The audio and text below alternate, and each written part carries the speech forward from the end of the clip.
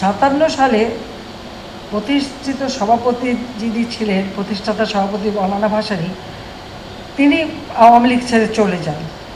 আর শামসুল হক সাহেব অসুস্থ হয়ে যান। তখন জাতির পিতা বঙ্গবন্ধু শেখ মুজিব মন্ত্রিত্ব ছেড়ে দিয়ে আওয়ামী লীগের দায়িত্ব নেন। সাধারণ সম্পাদকের পদে তাকে নির্বাচিত করা হয়। তিনি মন্ত্রিত্ব ছেড়ে দেওয়ার পর হোসেন শহীদ সরদি সাহেবই বঙ্গবন্ধু শেখ মুজিবকে এই টি বোর্ডের চেয়ারম্যান নির্বাচিত করেন। তাই তিনি একমাত্র প্রথম বাঙালি টি বোর্ডের চেয়ারম্যান হন। চা শ্রমিকদের কাছে আমরা কৃতজ্ঞ, তার কারণ এই যে জাতির পিতা বঙ্গবন্ধু শেখ মুজিব তাদের জন্য যা করে গেছেন তারা কিন্তু কোনোদিন তা ভোলেনি। সবসময় সেই কথাটা তারা বংশ পরম্পরা সংরক্ষণ, এটাই হচ্ছে সব থেকে বড় কথা।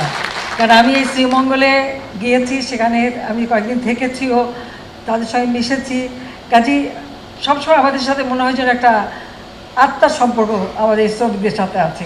এই যে আমার হাতে মালাটা দেখেন, এটা কিন্তু চা শ্রমিকরা আমাকে উপহার দিয়েছে।